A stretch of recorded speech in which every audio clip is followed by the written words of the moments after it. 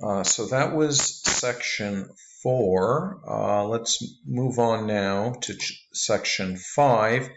And section 5, we're taking a formal look at and, or, and not. Now, intuitively, we understand it already, but it turns out they're very mechanical, very precise.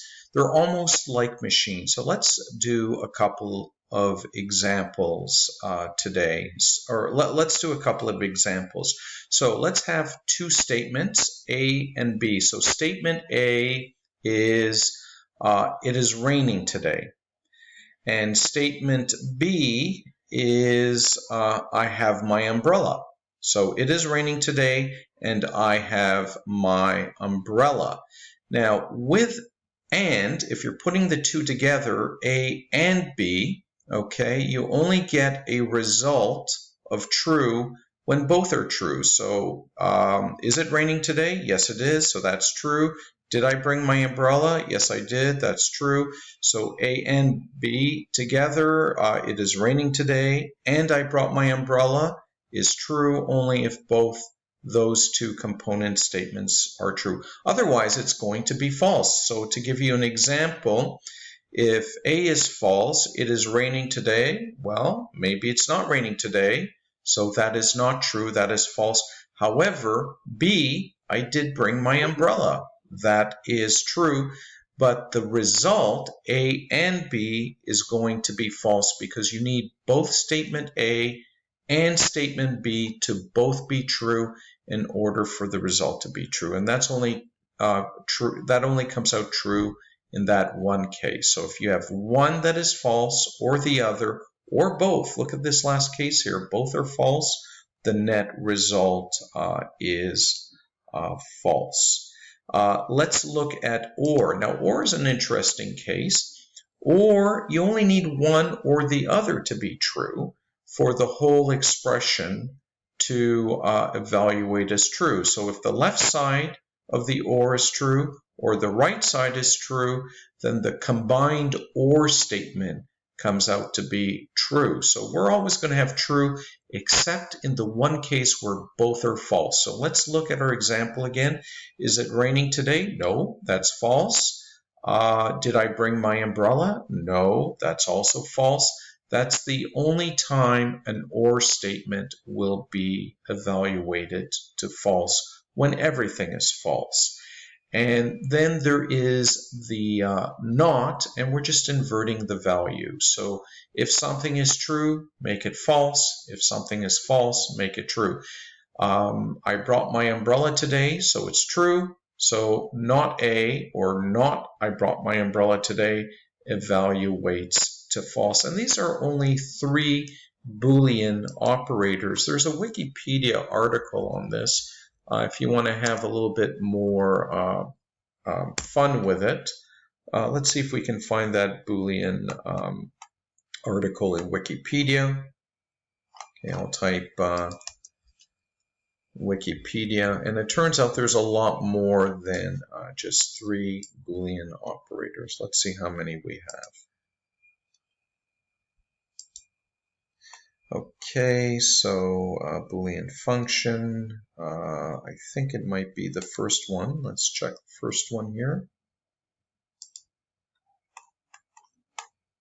Nope, let's check the second one.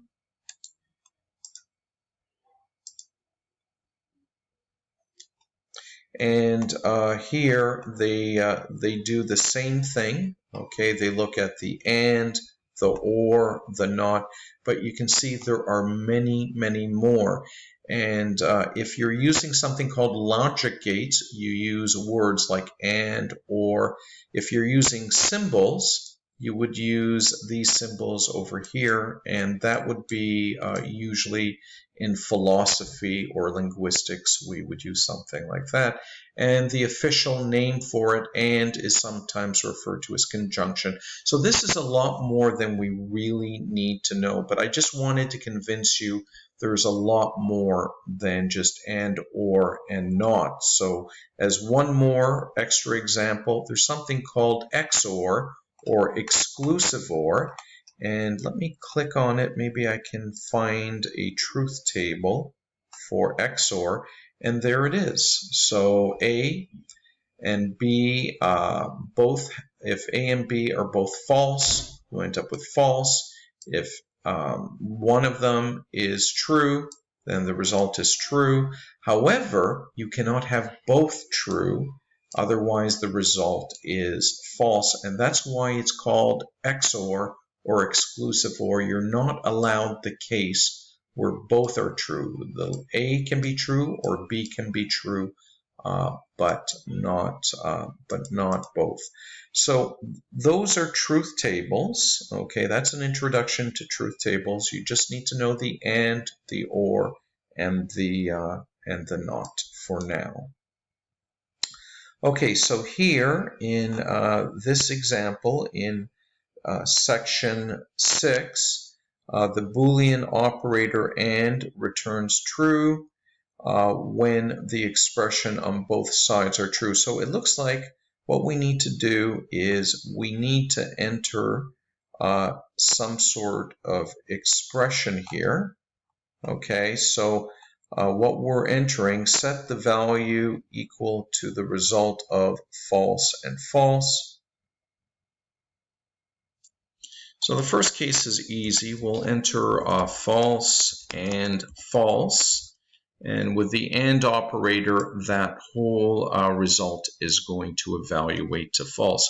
Now, in the second example, set the Boolean to equal to the result of. So I think what they want here is they just want the final result. Okay, so what are false and false going to evaluate to? Just false. Now, the next one, well, let's do an evaluation here. And this is kind of tricky. There is a way of cheating, but I'm not going to show you that way of cheating until the very end. So we're doing a comparison. So the operator we have is greater than or equal to. Okay, so we need to look at the left side. We need to look at I have the wrong operator set there. Let me do that again. The Boolean operator that we're using here is AND. So we're going to compare the left side and the right side. Remember, with AND, both have to evaluate to true. So let's look at this expression. So something equals -2. Well, -2 multiplied by -1, multiplied by -1, multiplied by -1.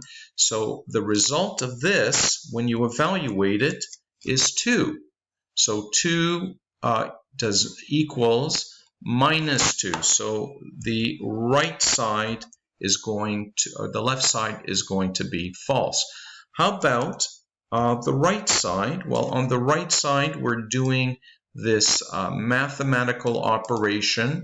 Okay, so we have 4 is greater than or equal to 16, and then we have an exponent of 1/2. Okay, so 16 to the exponent of 1/2 really means the square root.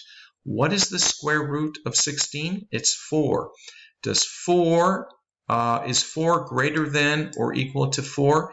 And the answer on the right side is true. But because we're using the AND operator, the whole thing is going to evaluate to false. Now this is difficult, you know, so I'm going to show you the trick here. Okay, I am going to highlight all of this to find out what the value is. Go to Python, and I'm going to print it out. So print out the result of that long numeric calculation. So let's go ahead and click Run. And we see the final result is true. So that can be a little bit difficult. You can use a Python editor to do the evaluation for every expression, but it's better to practice them and try to learn to do these evaluations. So we decided for the second one that is false. Let's go on to the expression for the third one is this expression right here. So let's copy that into our notepad and see if we can make sense of it. So we need to determine the left side and the right side. So this is the left side. Let's give it different colors. So I'll do the left side in yellow. Let me do that again. I will highlight it in yellow. And the right side, I will highlight it in a different color, green. Now let's see what's going on here. For the AND operator to evaluate to true, we need the left side and the right side to be true. We don't have that, so we know the net result of this is going to be false because the right side is false, so the whole thing has to be false. But let's say you're really stubborn and you want to work this out. So let's do this with this one example here.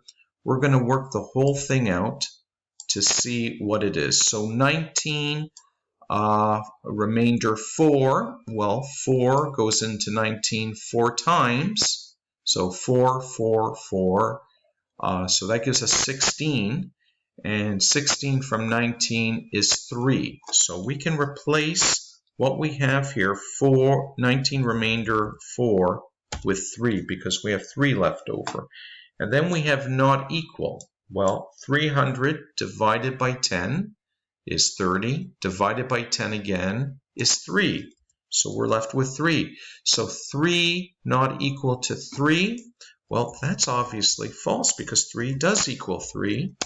So we have false on the left side and false on the right side. But as you can see, we didn't have to do all that because the far right was false. So let's go ahead, enter a false for the third one. We'll go on to variable 4. And let's see if we can find shortcuts so we don't have to evaluate everything. I think that's the idea in this. So there's our operator. Let me get rid of the color first. No color for the background. Okay, so this is the left side. We'll highlight that with yellow. And there is the right side. We will highlight that with green. And we have exponents. We have a comparison. So that's quite a bit of work there. So let's go ahead and just grind it out. So 1 to the exponent of 2 is 1. It just means 1 times 1. So we have minus 1. Minus 1 is greater than or equal to 2 exponent 0. 2 exponent 0 is 1. So minus 1 is less than 1. That is true. So I'm going to put true for the left side. 10 divided by 10, the remainder of that is 0. So the remainder of 10 divided by 10. And 20 minus, and then we have 10 exponent 2. So we'll do that part first. 10 exponent 2 is 100. 20 minus 100 is minus 80. Okay, and we'll do a quick comparison here. Is 0 less than or equal to minus 80? No, it's not. So the right side evaluates to false. So the whole thing here evaluates to false. So I'm going to put a false in there. I might have made a mistake, and I'll let you work that out and let me know if I did it correctly. And then we'll do the very last one, true and true. Well, that's the only time you're actually going to get a true with the AND operator. Let's do a run. And somewhere in there was a mistake done. It tells me with Boolean 4. So I need to run through that again and hopefully do it a little bit more carefully.